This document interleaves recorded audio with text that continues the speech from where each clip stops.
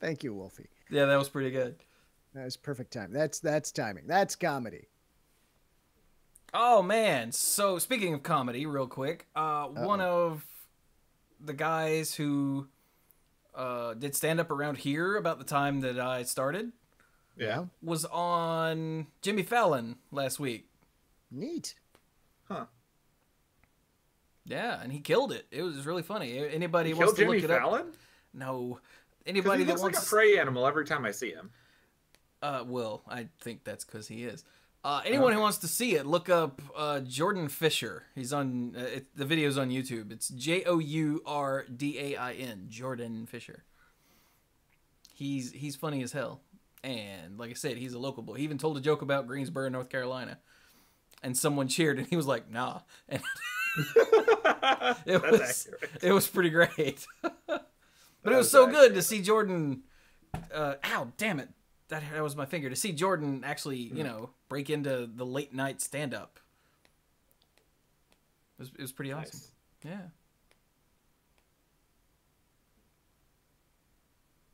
Anyway. Okay, let's go. I'm on the wrong screen though. Hang on. There we go. Oh, we should do the pose for the thumbnail. All right, what are we doing today? I don't know. I'm gonna stare at Squee. Okay, I will also stare at Squee. Hang on, where am I looking? I need to look. Hang on. Okay, I need to look there. All right, here we go.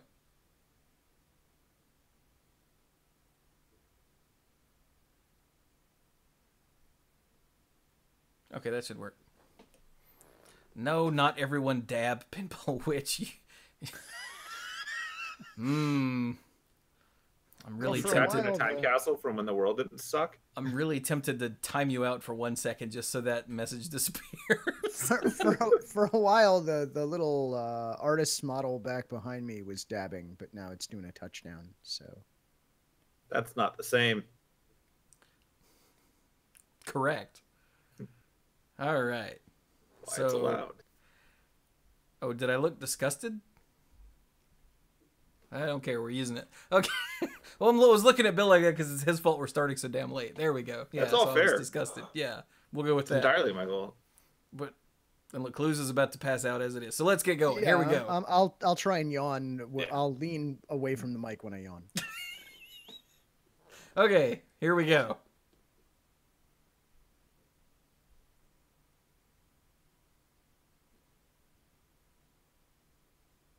Ow, jam!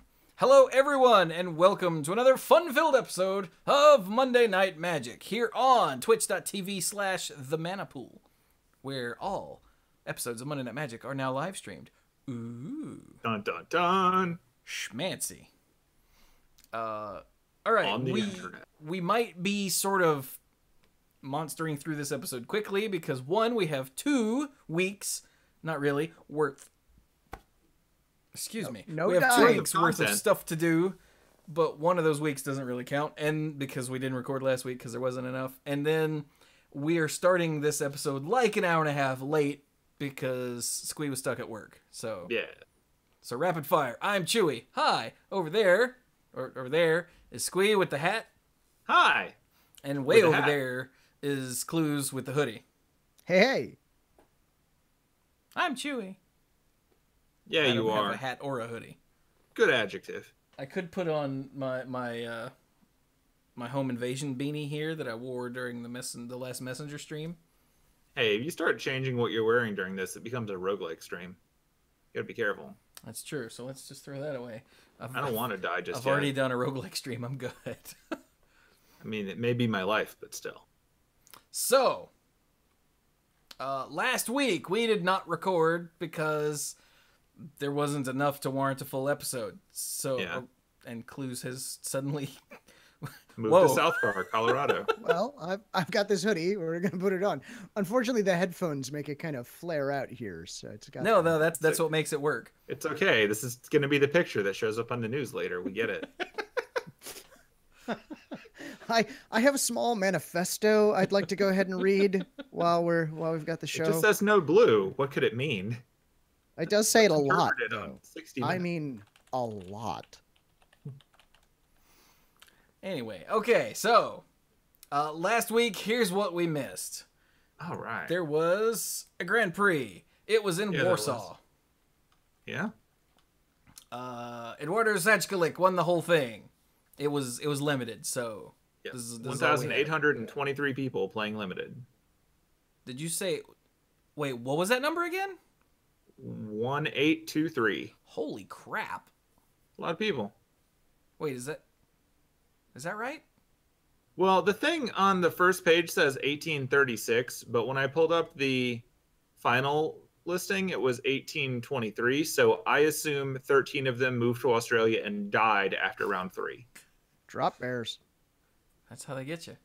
It's a long way from Warsaw, but that's why it took 3 rounds. Ah, see what you did there. Either way, over 1,800 people. Yeah. Dang. So let's see. Rounding out the top 8, we've got Julian Berteau in second, Pascal Vierin in third. What? Yuri Babich, let's say, in fourth. I think that's as close as I'm going to get. Look at this blast from the past. Julian Naughton. Knighton. It's something like that.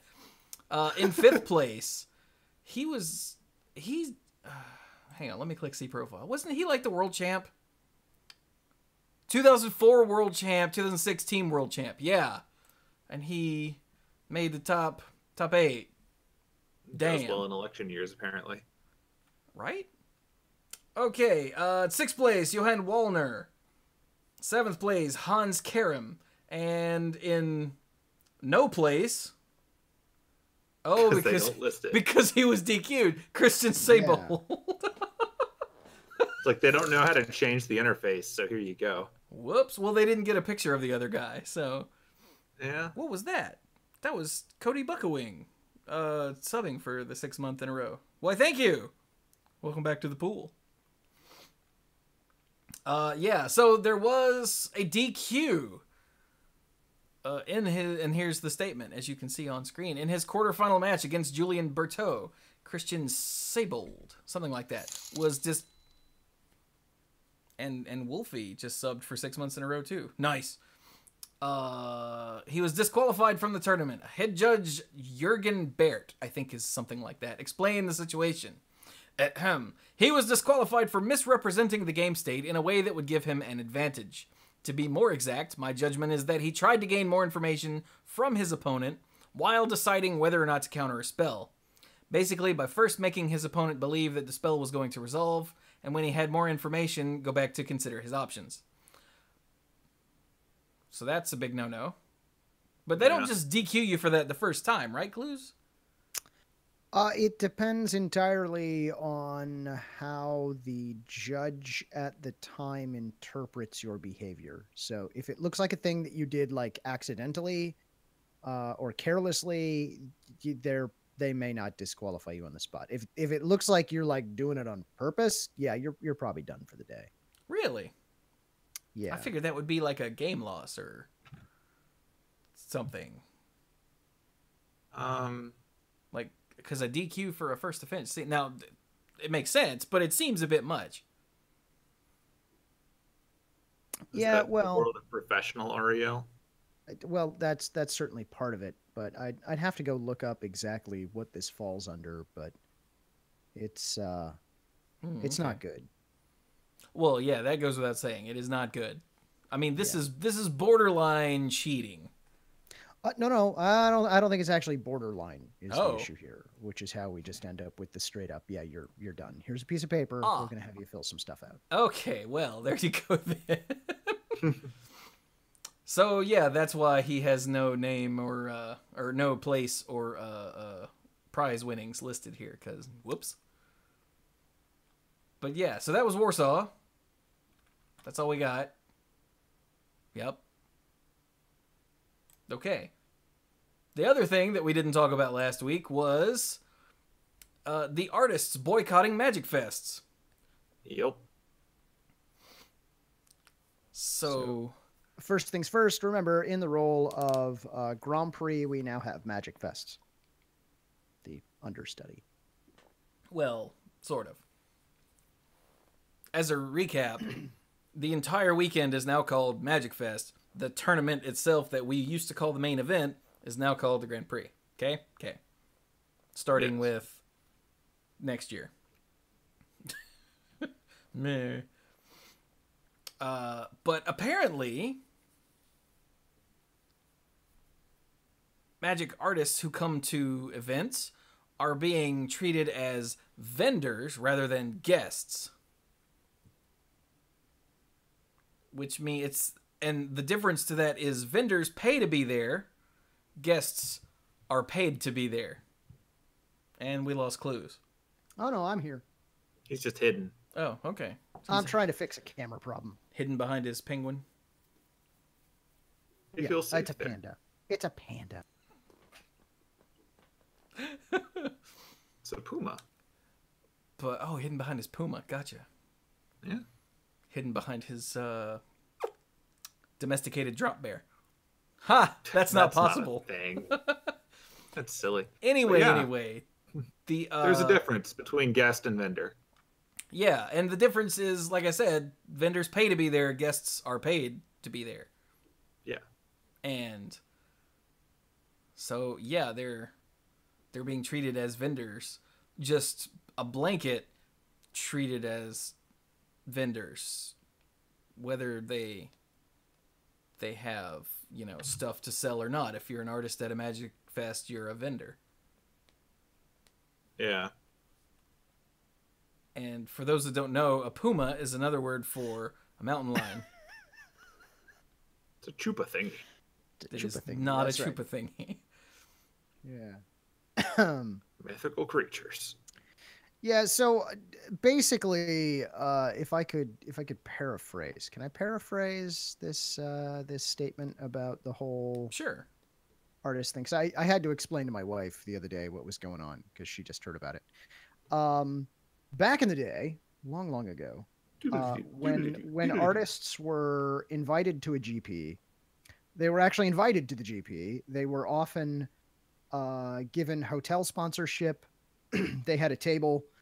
They may have had a person who was kind of dedicated to take care of them, or maybe a couple of artists that, make sure everything's going okay, bring them a bottle of water, watch their stuff if they have to, go use the John, etc. And a place to store their stuff when they went out to get lunch, or maybe someone would bring them lunch. They were basically treated like a guest at these events. They're also generally listed as a guest at the event on the website to draw an attention. Right. Slowly over time, like one by one, each of those things has essentially gone away. So their hotel sponsorships went away. They didn't have anybody help them out. They didn't have a place to store their stuff. Eventually it became, hey, do you want to pay for a table here? So it's kind of gone from one end of the spectrum all the way to the other. And that is not what we like to call good. Yeah. Now, it is worth pointing out that GPs, Magic Fests, whatever you want to call them, are massively expensive to put on. The cost keeps going up and up and up, and they're still. It came to light sometime after this, in between us not recording and now, that Channel Fireball events actually has not turned a profit at all in this first year. This was on some sort of CFB live stream Q&A type thing, I think. So, cuts have to be made somewhere, but I think charging your artists to come doesn't seem like it, because then you just don't have artists. Yeah. Well, I think this is going to also be in line with where we decide, is this a convention or is this a tournament with some side thing? So we're treating it like a convention. This isn't that unusual, because artists are treated like vendors at a lot of conventions because they show up with a ton of product to sell.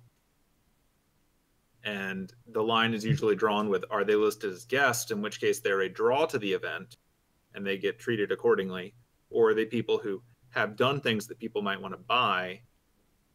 And I think the reasonable argument should boil down to, like, are they being used as an event draw, or are they there to sell? Very true. And that is probably going to vary artist to artist. So, Pinball Witch in the chat here brings up something that I was going to at least touch upon a little bit. The question is it not profitable like a movie isn't profitable, or is it like legit not profitable? That's hazy, right? I mean, it is true that events are a lot more expensive to put on now than they used to be. As they get bigger, the costs don't really scale linearly with attendance, as I understand it. What's more, my understanding is there's at least been a suggestion. I can't prove any of this. I have no behind the scenes knowledge of any of this. But it's been suggested that part of the reason that they're not profitable for this year is that they're still essentially amortizing initial costs of getting this whole shebang rolling over all of the events this year. So it's possible that although they're not turning a profit this year, if like nothing changes, they may turn a profit next year doing this. But again, I don't really know. They don't exactly open up their books for this sort of thing. True. When I saw that they said that they hadn't turned a profit, I assumed that meant literally everything was in the red. Not like, oh, the movie only made $10 million, so it wasn't profitable. Because Hollywood doesn't count. A lot of the time when you move into a new business area, so to speak, you lose money. Yeah. Like the first year, and you're expected to, and that's what you know going in. Like you set up a multi-year plan to eventually make that money back and then start making profit. And I'm pretty confident that when Channel Fireball started out as this place where you can buy stuff and get content online, they weren't thinking, and then we'll run all the GPs. Like, probably wasn't part of the financial plan. But... yeah, I've also heard it suggested, and again, I don't have any actual inside knowledge on this sort of thing, that a lot of these places that run large tournaments, if they're affiliated with, you know, an actual store that sells and buys, that's kind of key, cards, that the tournament itself isn't where the profit actually occurs. It's that buying and selling of cards business that goes along with the event that is actually the bread and butter for them. And so in a way you can kind of think of it as, we have tournaments, or we run tournaments so that we go places to buy and sell cards, like lots of cards.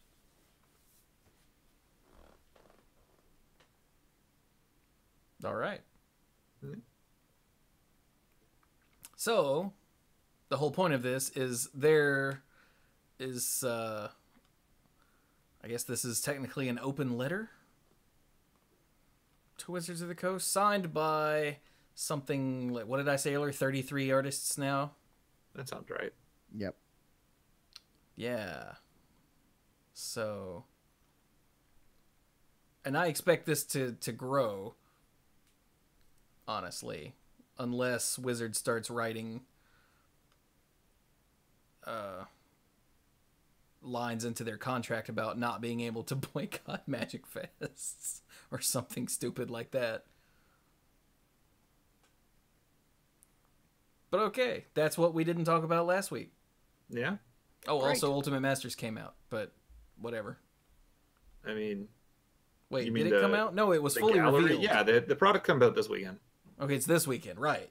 Yeah. Sorry, everything was revealed. It comes out, what, Friday, right? Unless you're it comes out online. on the 7th? Yes. Right. So wait, what happens if you're online? You get it early. When do you get it early? Thursday. Ah, okay. That's just their thing now, is that they get it first. How is it? Okay, let's see. Here we go. Magic Online. Magic Online gets it on Thursday the 6th. But how? Oh, it's an actual set launch. Yeah. Okay, so they're not just tucking cards into... No, in the case of treasure this chests. one, yeah, it's just a thing. Like, it's a whole bunch of phantom things and like an actual draft league where you get stuff. Okay. Well, there you go then. There will be a link at the bottom of the show notes explaining the breakdown and costs.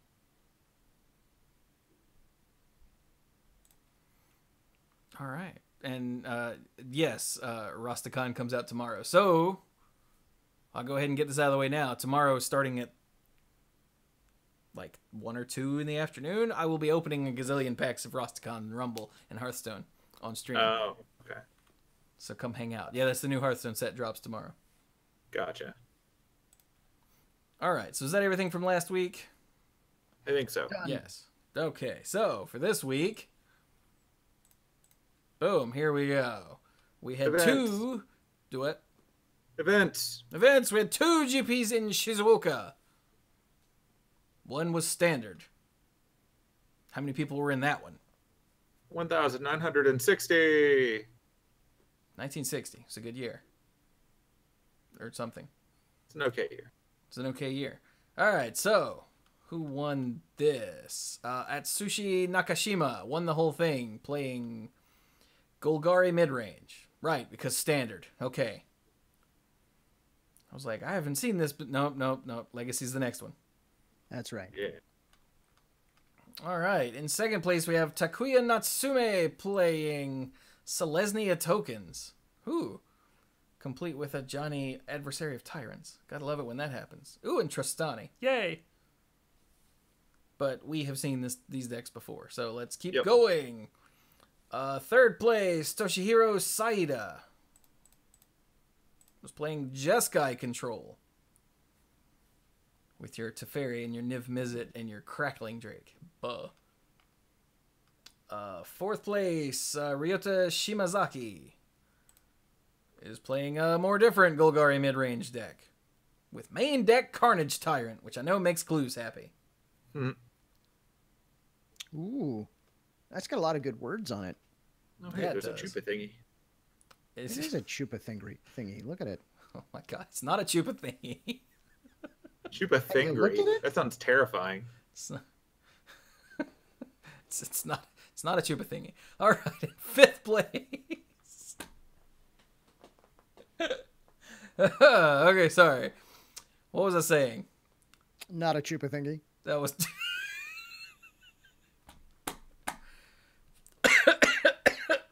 Well, somebody. No dying. I assume that was, Hiraki Naruki running Selesnya Tokens. Thank you. Hey, look, it's Selesnya Tokens again. Ooh, Thorn Lieutenant.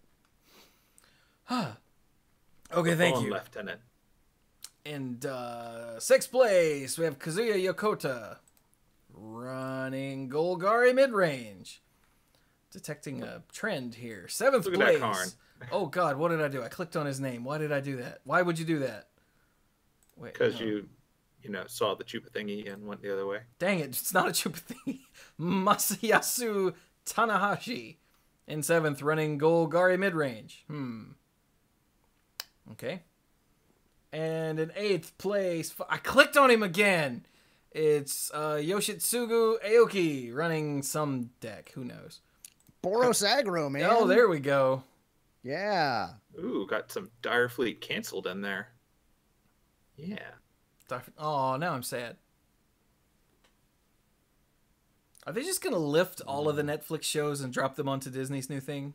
No, That's they're my just killing assumption. them. They're not pulling them over to the Disney thing. Really? Yeah, we can talk about it after the show. No, that's sad. Yeah. Anyway. Yeah, there you go. There's your Boros aggro deck. If we go to the top stories, do we get some sort of breakdown? It looks like we do not. Okay, then. Lucio was not here to break it down. Now I'm sad. You missed the boss. Oh, he's freaking happy. It's because he was wall riding and he outran me even though I was on bus. That would do it. So there you go. That is that was the standard Shizuoka. But there's another one. It's a legacy Shizuoka. Oh, I should point out. Apparently, 7 of the top 8 in standard, it was their first GP top 8. That's great. So, yeah, that's pretty awesome. But now we're in Legacy. How many people were at the The Legacy king of all Shizuoka? formats. Oh my god. 1,429. Yeah. A lot of people at Shizuoka. That is a lot of people. Did these run like concurrently? Or was this a 3-day thing where day 2 of the first one was day 1 of the second one or something? I don't know. I don't either. I mean, considering they both ran to enough rounds to take place over 2 days, I don't think you could be in both events unless you, I guess, scrubbed out a day 1 of one of them and just jumped into the other one. I assume that as you entered the hall, you had to draw straws to find out if you were in the Legacy event or the Standard event. Ooh. Okay, this went from November 29th to December 2nd, so I think that's 4 days. As opposed to the usual 3, so... Okay, so when we look at the slightly actual staggered. calendar, the Legacy one says November 30 to December 1, and the Standard says December 1 to December 2. So, yes, Okay, checks out. gotcha. Hidden under the top. Ah, yeah, okay, there we go, right there. Cool. Okay, so, Cluze, you want to tell us all about Legacy? Oh, goodness, no, I'm not going to get all these names wrong. That's your job. I'm just here for color commentary. But what color is your commentary? Well, for this first deck, it's mostly colorless.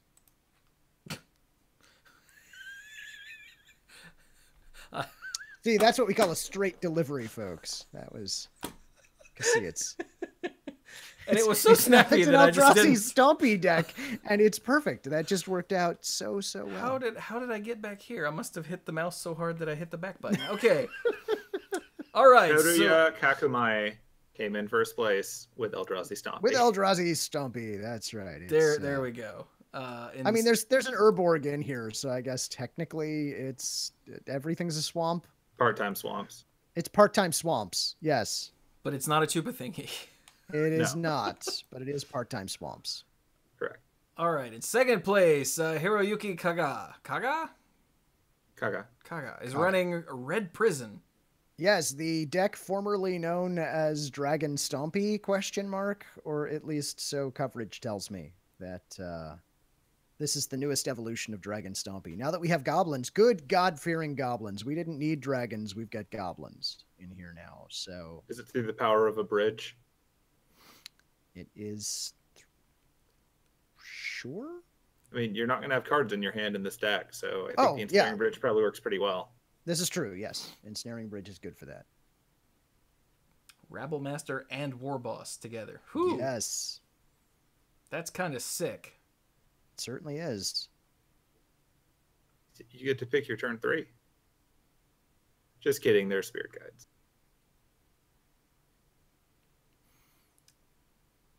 Yeah. So there you go. That's that deck. Right? Anything else? No? Blood Moons for all. Yes. There are more than enough Blood Moons. Blood Moons for this next guy. All right. The next guy is Toru Takisasa running lands. Oh, God. That's yeah, right. Moons. Blood Moon for you, pal. Blood Moon for you. Yes. Wow, he's running Gamble. Weird. Still works under a Blood Moon. Under the player listing, his name is Toru Takisaka, not Sasa. Huh. Oh, Interesting. Hey, look at that. Under his deck list, it's Takisasa. Yeah, I think the deck list is a typo. I thought the name sounded a little weird. Yeah, that is not a name that I can imagine. So. Okay. So there you go. In fourth place, Takahiro Ishikawa is running Blue-Red Delver. Nobody likes that. But it does have Zombie Fish, so that may... And Young Peasy, which is nice. Blue-Red Delver with Gurmag Angler. Yeah. And Thoughtseize. Yep, that is exactly... Yeah, they're not good at this. Good old Grixis. And Marsh Casualties in the book. It's Grixis Delver. Yeah, they're just wrong. Okay. Moving on. What was that? That was fourth. And fifth, but see, I messed it up on fifth this time.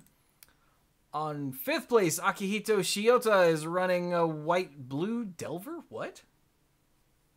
Blue-white Delver? Is that a thing? No. Okay. This really looks like Stoneblade with some Delvers in it. It does, yeah, because I'm looking at Stoneforge Mystic and True This Name would be Nemesis. Azorius Stonblade if it were on the SCG website. Yeah, actually it would. Abzan. It would be. I was going to say it'd be Abzan. This is Abzan Stoneblade. Huh, neat. But it 'Cause, does I look mean, like a Stoneblade deck that they dropped Delver in, and maybe... Yes, Stoneforge, Jite, Batterskull, a True Name Nemesis, which is a card that still doesn't belong in two-player Magic. Correct. Snappy, Jace, Delver. Yeah, this I can't say what I think of this deck And why is that, sure you Cluze? can't. because there's no swearing on Monday Night Magic. Gotcha. So in 6th place, Kenji Samura is running Grixis Control. Okay, I'm appreciating that they put in the prettier extended art cards now. Wait, Liliana's looking pretty nice when you mouse over. whoa. That is pretty cool. Ooh, that's the Guild's Mythic Edition, right? Yeah. Yeah. Okay, then. Moving on. 7th place, Yuta Yanagisawa. Yanagisawa. There we go. He's running Stoneblade. Without Delvers. Just straight up Stoneblade. Yeah. Yeah. It does have Teferi in it, though, so there's a problem. Ooh, yeah, that is a problem. We got some Nemesis in there too. Well, yeah, it's Stoneblade. Yeah. It's Yeah. just like, ugh. And Like then the Delver's rounding- gone, but you know, someone else is there to shift you. And then rounding out the top 8, Yuta Hirasawa running Grixis Control also. Fish. Look at him.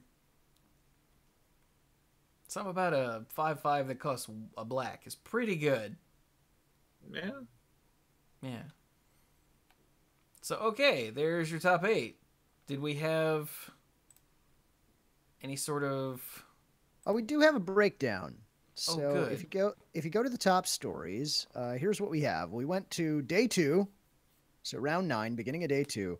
Looked at the decks that were at the top 50 tables. So we're looking at the top 100 decks that made day 2. Not all decks that made day 2, but the top 100 decks that made day 2. And of those, 17 of the top 100 were running Grixis Delver. 10 were on Red Prison, so Wow. that's quite a jump between those two. We level off a bit. 9 players playing Miracles, which none of them made it to the top 8, which I guess that was a miracle, so that's kind of nice. 7 players on Sneak and Show, 7 on Golgari Depths. We kind of just take a little stair step down here with just a couple at a time. 6 on Grixis Control, 6 on Eldrazi Post, 5 Stoneblades, 5 blue-red Delver, 4 Ants, just 4 Ants. We don't know how they hold the cards. I assume they got a judge to shuffle them for them, but... Proportional strength. yeah. Oh, yeah, there we go. 3 Steel Stompy, 3 Threshold, 3 Death and Taxes, 2 Blue-Black Shadow decks, 2 Elves deck. Thank you for representing. 2 Elves. Don't care about those. 2 Reanimators, 7 others. I'm going to assume that they were... Let's see now. Red Burn, Red White Burn, White Red Burn. Freezer burn. God, what is that colorless spell that is technically a burn spell? Ghostfire? Ghostfire. Yeah, a Ghostfire deck. Burn. Ugin yes, Ugin Burn. What else have we got? Oh, Cheerios. Someone was there with Cheerios. Running out of funny decks. Oh, Tezzeret Affinity was a deck that was in there. I'm making all these up, right? Rug Yeah, burn. this is all lies. Okay, let's... Everything in others is lies. I'm making all this up. So the problem is, if you scroll down past that, it gives you the top 100 after round 13. Right, and at that point, Blue-Red Delver seems to have done pretty well for itself, as there are now 10 Blue-Red Delver decks that have moved up the field. Now, that seems weird, because you're like, well, wait a minute, weren't there only 5 Blue-Red Delver decks before? Well, yeah, but again, we're looking at the top 100, not everybody who was there on day 2. Also, it could be that some of the Grixis Delver decks were misclassified as blue-red. That's blue red Delver. Yeah, we've changed Change the affected. name. Yeah. So what's different here? There's some Reanimator, Eldrazi Post. I wasn't listening before. Blue-red Wizards, was that in the top list? All 4 of the ants were still there. Nice. We picked up a couple of Reanimators, so 4 Reanimators up there. A couple of Omnitel. Both elves. Both elves stayed. Yeah. And there are now 13 copies of Cheerios. I mean, 13 others. 13 All others. 4 hobbits survive. Yeah. All right, then. And apparently, some of these cards from Battle Bond made their way into some decks. Arcane Artisan, Arena Rector, Archon of Valor's Reach, Brightling. Dang! Yeah.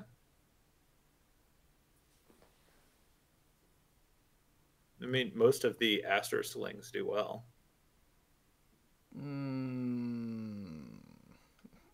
Some of the Asterisk-lings do well. They usually get at least one show in, don't they? Which one didn't? Did the red one ever do anything? Yeah. Torchling? Torchling did stuff. Got countered. I mean, that is the drawback. That counts. I'm not bitter. It contributed to Threshold. I shouldn't lie to you. I'm bitter. We know, Cluze. We know. All right. All right, so that's Shizuoka. Let's get away from that, because it's getting later all the time. I blame time. That is how time works. Curses. This is McCree's fault. Just ask Teferi. Too soon. He's more of a space. Is it? It's a time joke. See. Yeah. That's my point. I mean, we can't tell if it's too soon or too late, or if it was before. When will then be now? Later. Sooner. Wait.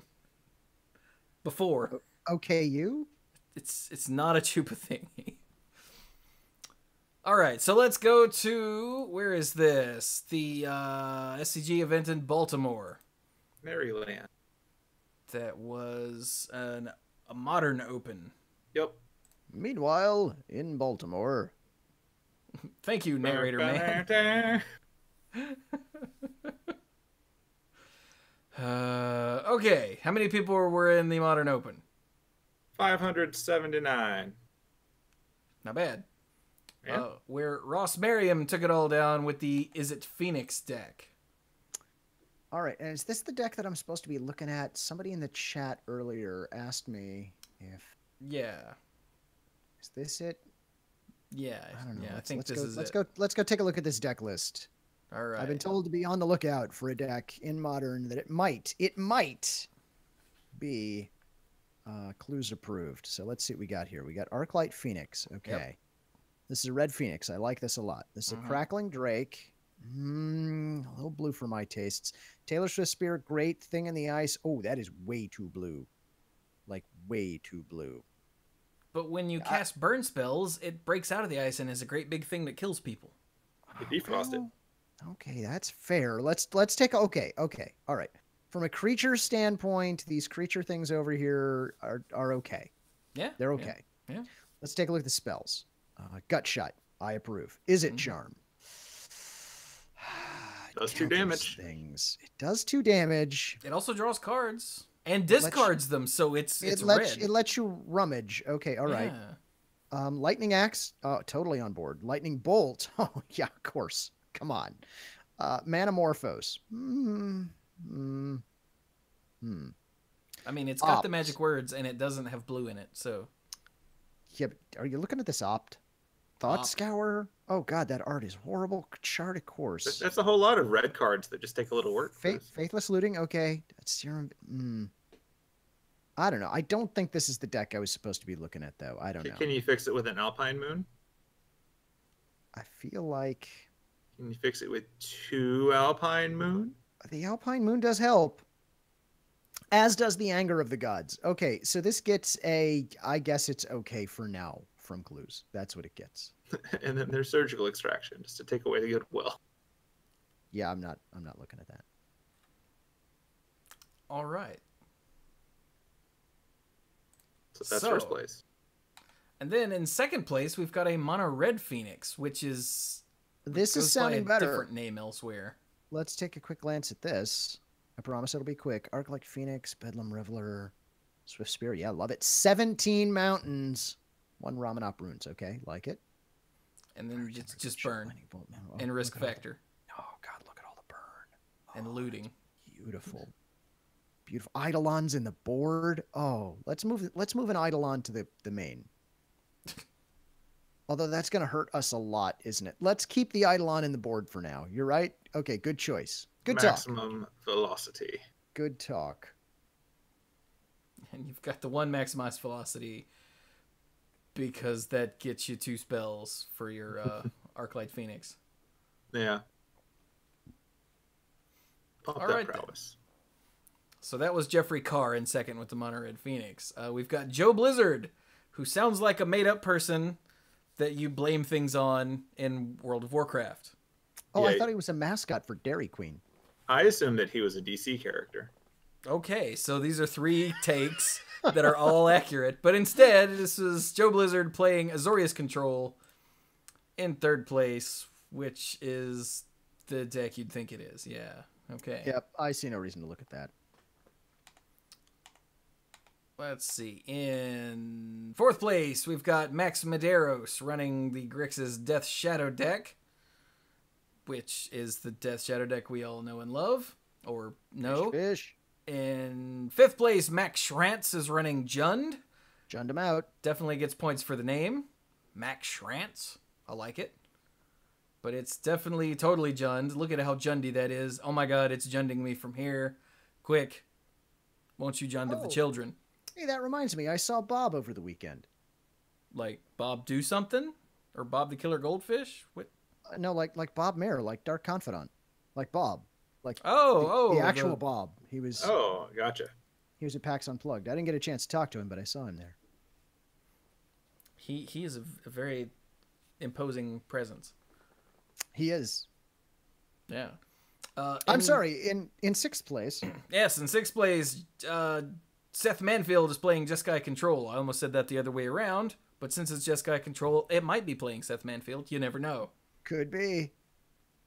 In seventh place, Jeskai Control is also playing Brad Nelson. That sounds in meta. It was an SCG event. Yeah, it's on brand. And rounding out the top 8, Austin Collins is on the Ironworks deck. Yep. Thopterist. Yeah, you gotta have a Thopterist in there.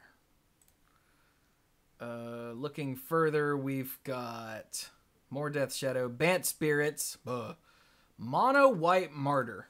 Ha! Look at that.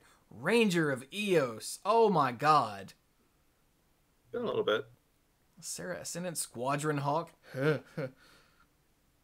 Elspeth's Son's Champion. Oh my god. Gideon of the Trials, Gideon Ally of Zendikar. Look at this deck. This makes me happy. Or I sad. own all the pieces of this deck. I can't tell which. All right then. That's a thing. Let's move on. Okay, where was that? That was 11th. We've got Colorless Eldrazi, Mono Green, Tron, Infect, Grixis Whir, and more Infect. That's the top 16. All right. All right. All right. I'll join in the saying all right. All right. Am I one of the cool kids now? All right. I don't... Wait. Are you implying that we're the cool kids? Because Yes. we're not. Oh. Okay. Mom Oh, thinks and I'm Pinball cool. Witch through 5 bits said all right. All right, all right, all right. It doesn't make it better. It's never made it better. That's the thing about these modern decks. I keep No. getting older. They stay the same age. That's what I was trying to cut off. That's why I didn't make the joke. Because I knew it would happen. That's right. So let's go to the modern right. classic then, shall we? Yeah, they How use many the same people cards and were in keep that? changing the names. Okay. 137. 137. Okay.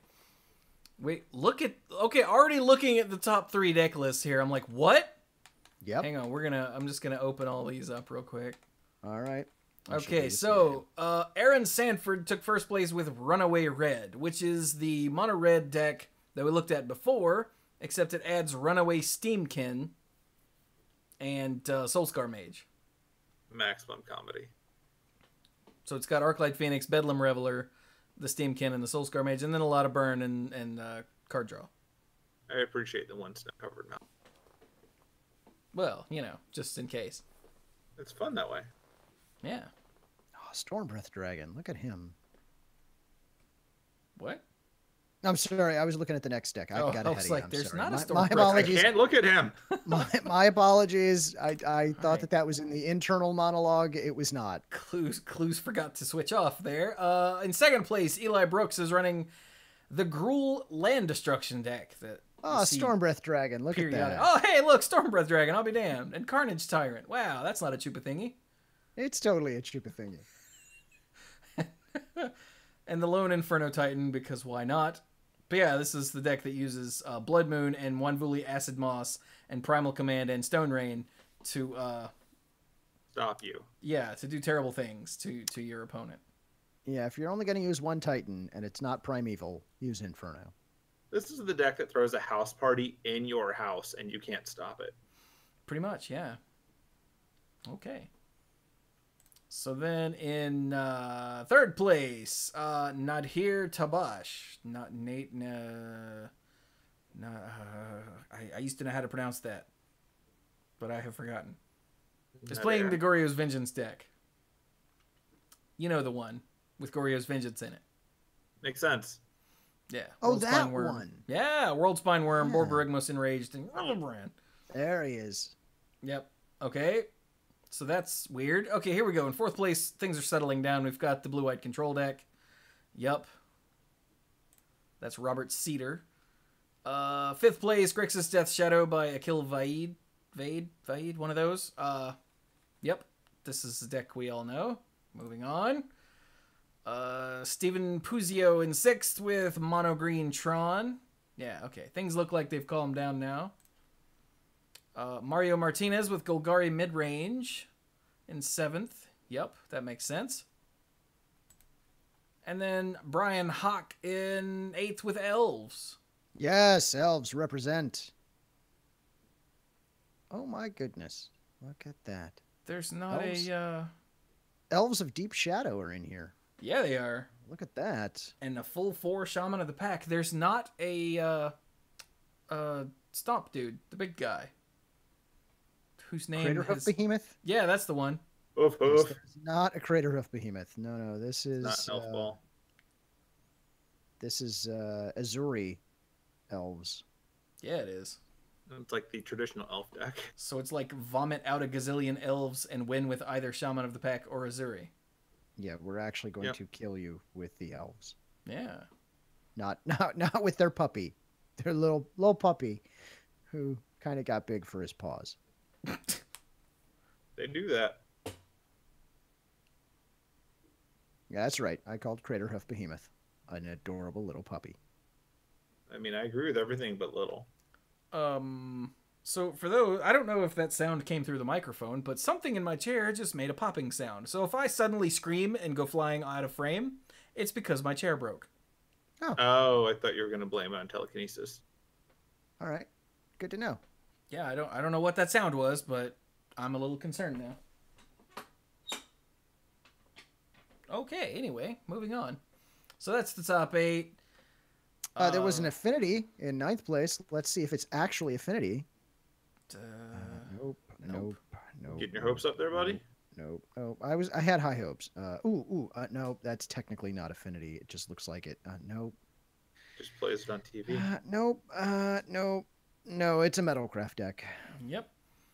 We've got Storm, Selesnya, Hexproof. Is this Bogles? This is Bogles. They're really trying desperately to, like, name crap in ways that people don't know what it is, aren't they? That's the idea.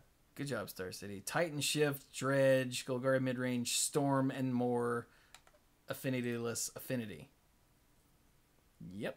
None to see here. Okay. All right, so that was modern. So there was also a standard classic. Who's how many people were there? Standard Classic had 122. Okay. Meanwhile, in standard, Where Andrew Vorel, the Hulklade, won with Is It Drakes. it is. That was that card's name, right? Vorel the Hulklade? Someone looked that up. I don't remember what Voral's thing was. Yes. Okay. Vorel So this- of the Hulklade. Oh, it's Vorel of the Hulk. Okay, so this is Andrew of the Hulklade. Got it. In my defense, it was in Dragon's Maze, and that art had a lot going on. Very true. So yeah, Is It Drakes? We know this deck. We're in standard now. So yeah, this is Arclight Phoenix, Crackling Drake, and then Electromancer and Murmuring Mystic. But we're in standard now. And then a lot of little cheap spells. Bad.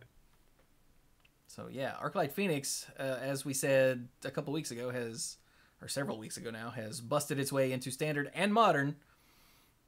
Wow. Seems good. All right, so that was first place. Second place is Miles Houseman running Golgari midrange. I don't know why I'm bothering to open all these because these decks are all things we've seen before. Hey, there's a Chupa-Thingy. That is not a... Oh, there is Chupa-Thingy. Yeah, I was going to say, it actually is. It's ravenous. I thought you meant the Carnage Tyrant. I'm like, no. Someone should feed it. They probably Not it. should. But No, I'm not doing it either. I'm touching my nose. That's how you know. All right. So, third place, Tim Vannon is in Is It Drakes? It is. That's what I hear. Zan Syed in fourth on Golgari midrange. Not a Chupa-Thingy. More Is It Drakes in fifth. Harlan Firer. Still is. Shut up. Golgari midrange in sixth by... Okay, my brain read Samuel Monotone, and I'm like, the poor guy. No, it's Montone. Okay. We're good. Golgari midrange in seventh by AJ Kerrigan. And then...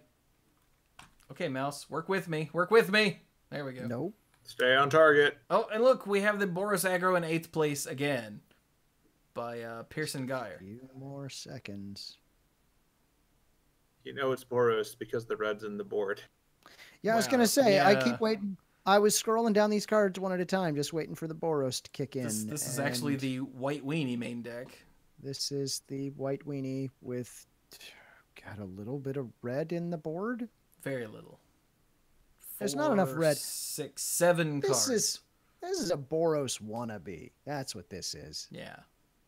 Boros Well, wannabe also sounds like a It's card. White Weenie with a bit of wannabe. Yeah. Okay, then. That's not how you Boros. Looking at the rest. You want to know how you Boros? That's burn in modern. That's how you Boros. Yes. Looking at the rest, we've got Golgari midrange. Hey, it's Emma Handy in ninth place. Jeskai control, Golgari midrange. Oh, mono blue aggro. Hang on, is this that? Yep, this is the One of fish these fairies. words is not like the others. Mono. This is it is mono, in fact. Yeah, this is that weird fish fairies deck that we've talked about. It's the fish deck that plays like fairies, sort of, kind of, sort of. Mono white aggro. Is this actually mono white or is this half red? Like, oh no, this is actually mono white even in the board. Wow. See, I was hoping for it to be red in the main deck and white in the sideboard. Yeah, but no, it's actually straight mono white. Look at that. 22 planes. Yeah. Respect. And then two more and Golgari the midrange. artwork's my favorite planes. And an Is It Drakes, and that's the top 16. Hooray! Huzzah! Hooray. Huzzah. Take that, tournaments. Magic was played. It's what I hear, yeah. Yeah. So that's it for tournaments. Like we said before, Ultimate Masters comes out this weekend, so there's a link to the release notes and the card image gallery down in the show notes. By all means, check that out. Yeah. I had an opportunity to play Ultimate Masters this past weekend, and I did not. Did you decide to buy a car instead? It was far too expensive.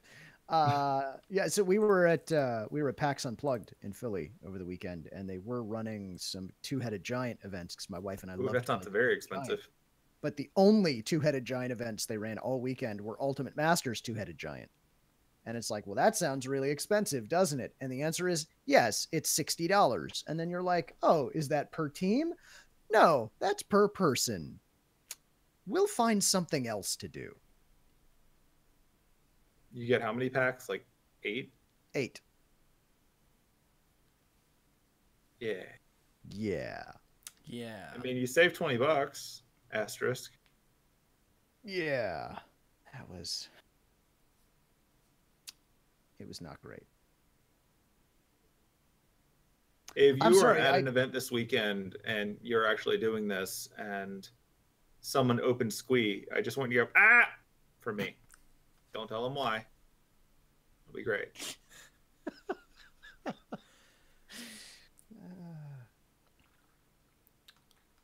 And then while you're at it, point at their shoes and go, what are those? Because why not? So, all that's left is a little bit of assorted Ravnica stuff. Because some promotional art has been popping up here and there. So, for instance, we've got this Pro Tour Regional Qualifier Top 16 playmat that shows Kaya. Nice. Which we knew Kaya was in. What's it called? Damn it. Ravnica Allegiance? Yeah. Because she was on the cover of the book. That would signify a good chance. Yeah. That happening. So, yeah. But look, now she's on a playmat looking all spiffy. Decked out in Orzhov colors and check it stuff. So, what exactly is the logic here? If you look at we did link to this tweet, right? What, I mean, it's on the screen. I'm sorry, you've got it up. I'm looking at a link that I've got up. I should be looking at this screen up here. How exactly is it that we know that she is Bolus aligned? Because someone said so? I don't know. See, that's what I don't quite follow. Oh, okay. So a Pinball Witch in the chat has said Bolus hired her to kill the Ghost Council? ? Is that a thing that we know happened? I think someone said or someone read into somewhere that all of the guilds that have a planeswalker in front are Bolus aligned, but I don't know if that's a thing that's been stated as fact or if something someone read into something. Because everything is hearsay without a link. So, is this one of these like logic puzzles? Is it that all Bolus aligned guilds are headed by planeswalkers, but not all guilds headed by planeswalkers are Bolus aligned? I don't know. I think that all fish are mammals is what we came up with after that logic puzzle. Yeah, that sounds right. Aren't they? Yeah, that totally sounds right. Zombie fish. Okay. Which actually raises new and troubling questions about the Gurmag angler, if it's a mammal. Isn't it? It has hair and nurses its young. Zombie. Okay. It's got real creepy. Okay, I'm sorry. So there's that. There's Kaya. Check her out. Whatever. And then we've got Domri showing up here on something or other at a... This looks like a unfolded table tent. Yeah. Yes. This looks like. Or a not yet folded table tent might be the way to go. Yeah. Table tents at this weekend's RPTQ, according to Charlotte Sable. Yeah. Right. Yeah, leaning up against that boar kind of reminds me of some of the enemies in Twilight Princess who are like, I've got a boar, I'm going to ride it at you. And then you beat them up. That does look like a Zelda boar, doesn't it? Specifically Twilight Princess, yeah. Or Wind Waker, right? It does. And keep that in mind when we go to a future a future link here in just a couple of minutes. Would that be Okay. this next one, the Is it? mountain? Yeah, it totally is. It's the Yeah, mountain, and then we've which- got this. Jeremy Noel posted this picture of a Magic Fest promo mountain with some Wind Wakery looking, Legend of Zelda looking stuff going on. Yeah, I'd say Breath of the Wild. That's what this reminds me. But this look is older than that. Yeah, I know. It's just that's what I played most recently, Zelda-wise. So Fair enough. okay, so it's confirmed. Bolus is Ganondorf? Ganon. Yeah, that's right. Yeah. I mean, if you get far enough in the game, they're always Ganondorf. Right. This is how you know Magic is actually ending. If it turns out Bolus was Ganondorf, that means there's like 2 boss fights left. Which does that make Jace Link and He wouldn't remember. well, that would actually be very Link-like. We keep forgetting that we did this before. No, Jace is like the boat. Don't worry about it. Okay, So, Jace wait is a the minute. boat. Okay, I'm fine with that. But hang on. Jace might be Link because he's already been stranded on an island, like maybe Koholint Island. Mm-hmm. Mm-hmm. And I'm going to say that a Johnny is a Goron. That's racist.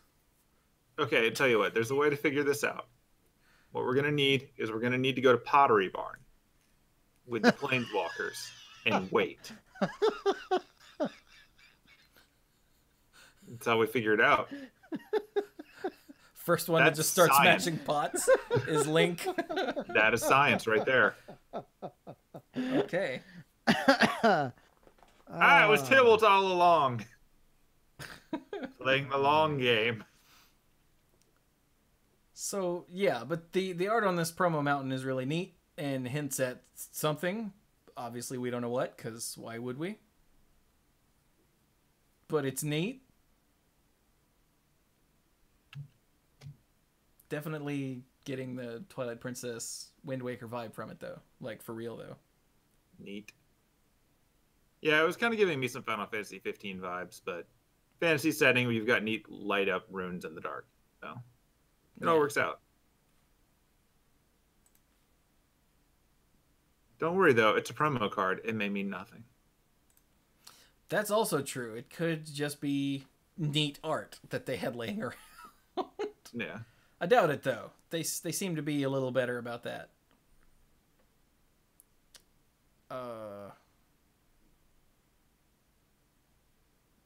I guess I'm good for stuff to talk about since All right, We've I will already hit the going an hour MTGO and we stuff pretty started late. quickly. yeah, I mean there's one more bit here. Well, sure, why not? Where so here was some art by somebody for the Chandra comic, and then here was the actual cover, and she's smiling in this art, and which is weird. And people in the responses to this are like pissed off that IDW must have changed the art, but that's not necessarily the case. Yeah, someone somewhere changed the art, But and chances are it was the artist. well, yes, but why? I mean, odds are the art wasn't complete when the initial picture popped up, and then they finished it with another round of feedback. Yeah, that's usually how it works. I mean, the goggles are also less stupid in the smiling art too, because the goggles look like they have an issue going on here on her head in the badass face art. But this just goes to show you, Magic players will complain about anything. They're like, "Oh no, somebody changed the express. I bet they did it without the artist's permission." Shut up. Be quiet. You don't know any of the reasons or who changed it or anything. Stop it. Okay. Maybe she's actually happy in the story. That doesn't sound like her. She might be happy because things are on fire. She could also be happy because things are on fire. Also, my elbow just popped. That was painful. I mean, I will admit that the idea that she's ever happy while she's wearing a tank top armor thing with a chainmail on her tummy, and also everything's on fire, kind of questionable. But she's been doing this for a long enough time that you do you, girl. Now go light Jace on fire. Yes. Yes. I think that's a movement we can all get behind. So, all right. Now we've got a little. Is there any Magic Online news? Like a little bit of stuff? Just a little bit. Okay. What do we have? So there's a link in here, like I mentioned before, for the Ultimate Master stuff. I'm not going to read that to you, but you can see what the events are there. The important thing is it comes out Thursday online. Yep. And there's a bug blog update because I have a question, and Twitter did not answer it for me. Even with Cluze and I both retweeting it to try to spread the word. So, like, every once in a while, like every 2 weeks, usually, they put up a bug blog that lists everything that does and doesn't work in Magic Online to their knowledge. And I tend to read over those in case I see something super big and critical. But when I was looking over this one, I noticed something that confused me. So, ignoring the other stuff going on here, like, yeah, whatever. The first one under gameplay. Pili Pala can incorrectly pay for its own untap ability by tapping to use the ability granted by Grand Architect. The wording on that confuses me. So here's Pili Pala. Yeah. 2 and untap to add 1 mana of any color to your mana pool. Okay? Okay. And then Grand Architect says, tap an untapped blue creature you control to add 2 mana to your mana pool. Spend it only to cast artifact spells or activate abilities on artifacts. But you can make an artifact blue. You can use the architect to make the Pili Pala into a blue artifact and thus fulfill all the requirements stated there. Yeah, right. And we can't figure out what this means because Pili Pala that's been made blue by Grand Architect should be able to tap itself. Oh! Yeah, you should be able to tap it using the Grand Architect's ability. Right. Yes. And use that 2 mana to untap the Pili Pala. Yeah, netting you 1 mana of any color. No. And then you what do you mean no? Oh, wait, that's an untap ability. Yes. Yes. Ignore me. That's why you would do this. Yes, that's why exactly you do this. why you would do this, yeah. But we don't understand. It says, can incorrectly pay for its own untap ability by tapping to use the ability granted by Grand Architect. The only thing that I could come up with was that maybe it thinks you can do that without making it blue first? Yeah, either it thinks that you can just do that without making it blue first, which would be a mistake, or there's a possibility that the mechanic for untap on this card doesn't understand summon sickness. And that's my theory. Because I could see that coming up too, because normally it doesn't matter since, you can't usually tap these things when you play them to untap them. Yeah, don't forget there are other cards that tap cards. It's true, but don't forget the untap ability on Pili Pala is affected by summoning sickness. So if it's tapped on the turn you play it, you can't pay 2 to untap it because it's before the colon. Right. So it's entirely a curiosity thing on my point because it's not clarified here as to which of these things or something else entirely isn't working. Because played the way you're supposed to play it, you can totally do the Pili Pala Grand Architect thing to make, infinite mana of whatever color you want. Yeah. Provided you've appropriately made it blue and nothing is summon sick. So that's just weird. Like, the description's a bit short, so I was just curious. I don't think there was anything else super exciting. I want to know what this one means. If Karn Liberated restarts the game, there's a display issue with shocklands such as steam vents. What? I wonder what that means. Like, do they show up as a black screen, instead of art? Do they show up shifted 3 inches to the left? Like, I don't understand. Are their colors inverted? I want to know what that looks like. I'm going to say that they show up flipped, not transformed, flipped. They're all upside down. I mean, that would be funny. Did they show up with, like, instead of the art, there's a picture of Ernest Borgnine? Like, what? That would be impressive. Yeah. Like, I just don't know. I will say that the number of glitches involving Karn Liberated restarting the game online is understandable. I'm impressed that that works at all. Yeah. But yeah, that's entertaining. Wow, this one's messed up. If a player clones a Nullhide Ferox with clone, even if its ability is activated, its controller still cannot cast non-creature spells. And you remember, it says you can't cast non-creature spells, but anyone can pay 2, so it loses all abilities. But if you clone it, then that doesn't actually turn it off. That's weird. Yeah. Wow, this last one is funny, too. If you control Kalitas, you create a zombie creature token when a creature you control owned by an opponent dies. A creature you control owned by an opponent. Okay, so if you snatch their dude and then sacrifice it. Wait. If a non-token creature an opponent controls would die, instead you get a zombie. Okay, so it's looking at who owns it instead of who controls it in that case. Yeah. Okay. Because when your stuff dies, you're not supposed to get zombies. Only when their stuff dies. So if you steal their thing and get a zombie, well, that's cheating. Damn it, Kalitas. And it stands to reason you should not use any of the glitches listed here or in any of the history to your advantage. If you do, you're cheating and someone can report you.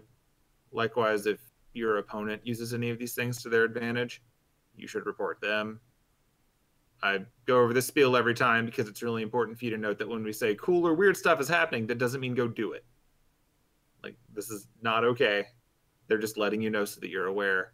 I would recommend against using any of the cards that have these, possible interactions if you can avoid it.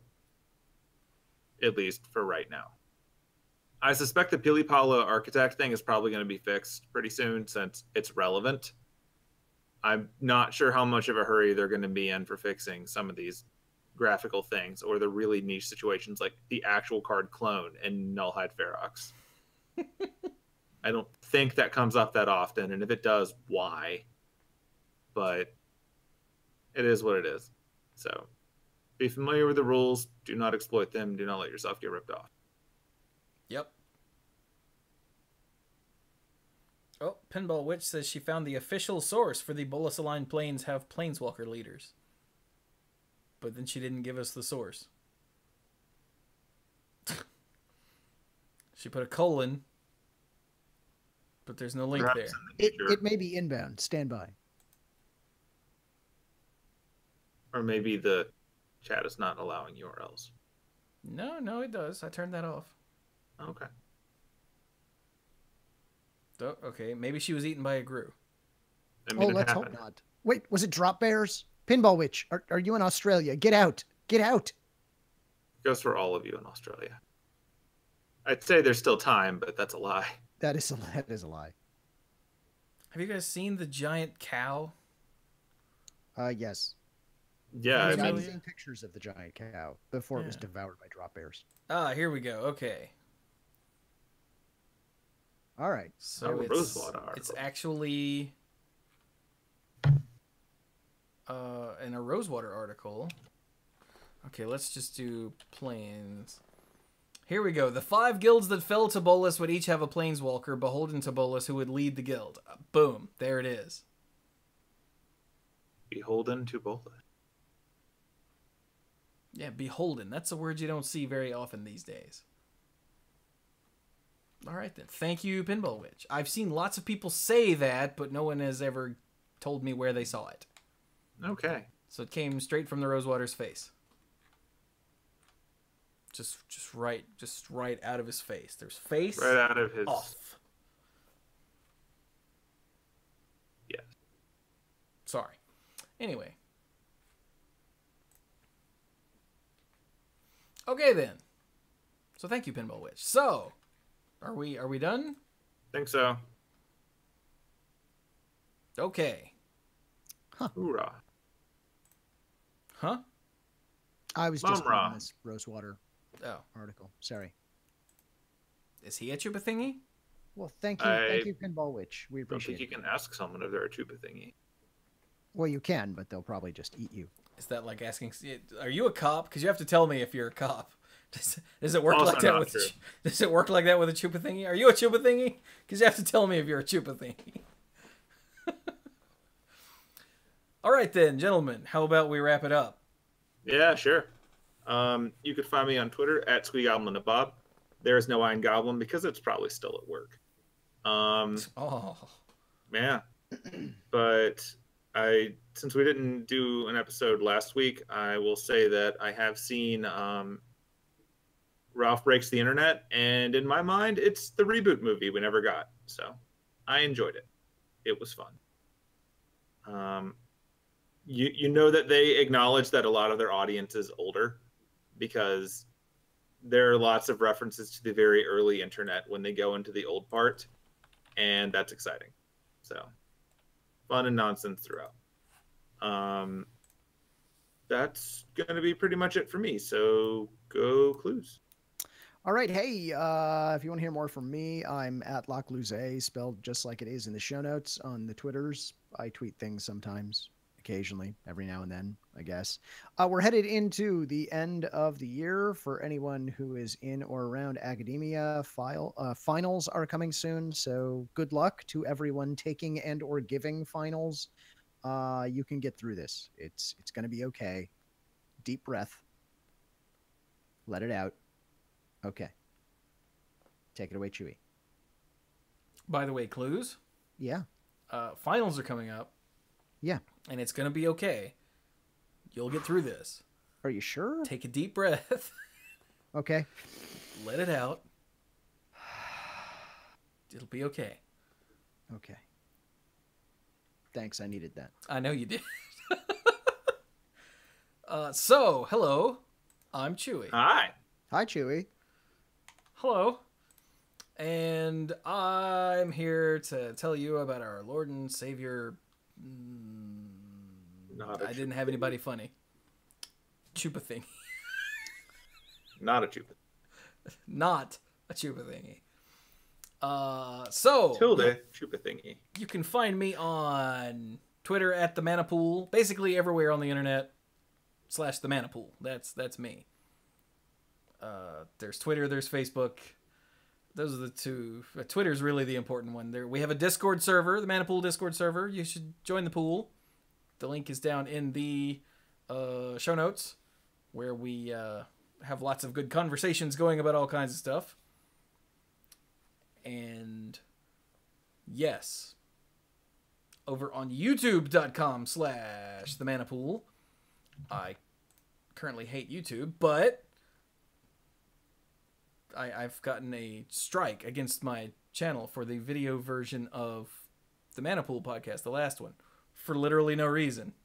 And they put the video back up, but they didn't remove the strike yet as of this recording. So, considering it was an automated thing, I'm really worried about what happens if I upload this, maybe, or next week's Manapool, and I get another strike. Because it's one of those things where you get 3 strikes, they shut down your account. So that's fun. But anyway, over on the YouTube channel, what's currently going on? Well, I'm cutting up some bits of the roguelike charity stream, which, by the way, ended at $1,723.45 for Take This. So that's pretty awesome, which means next year it'll be $1,724.45. Nice. But anyway, but I'm cutting up bits of the roguelike charity stream. So I've got 2 videos for Slay the Spire from there, and 2 videos for FTL from that stream that are both going up. I also finished The Messenger here on Twitch a few days ago, and so the final round of Messenger videos will be starting soon. The first one is uploaded but hasn't had a thumbnail or any of that stuff made. Tune in for the music. And yeah, the music is really good in this game. It's by Rainbow Dragon Eyes, and it's badass. And Pinball Witch threw 5 bits and said, Chewie did the thing. I did. Spoilers. The Messenger was awesome. Watch the VODs. Don't watch the VODs. Wait till they go up on YouTube. Well, I guess technically YouTube is VODs, but when you hear VODs, people think of Twitch. But anyway. Yes, they will be going up in edited form on YouTube. I think there were 8 more. I think was what that ended up being. So it'll end up being a 28 video series, which is way more than I expected when I bought the game. Videos. Yeah, like I really thought it would be something akin to Shovel Knight or Cuphead, and no, it was way bigger and more awesome than I expected. So it's such a great game. Oh my god. If you like the retro style platformer games at all, or games with clever writing, or games that make you feel like a badass, I highly recommend it. And that segues nicely into, hey, the Mana Pool is now a partner over on Humble Bundle. So if you buy anything from Humble Bundle, including bundles or individual games or whatever, feel free to use the Mana Pool link. It's in the show notes of basically everything. YouTube videos, Monday Night Magic, the Mana Pool, it's everywhere. And we will get a small amount back. I don't know how that works. It's an affiliate link. You know how those work, right? Yeah. Here on Twitch, I streamed, well, the Messenger. We streamed Overwatch last week when we didn't record Monday Night Magic. That was fun. It was me and Bill and Steph and a mute Scott. Because he didn't have a microphone for some reason. It's very strange. But that was a lot of fun. We violenced. Yeah, I had a lot of drives last week, so I didn't actually stream anything. It was Overwatch, and then I skipped Tuesday and Wednesday and streamed the Mana Pool, and then I skipped Friday and streamed Saturday with the Messenger, and then I took Sunday off, because Sunday's usually my day off. And so, yeah, more streaming coming up this week.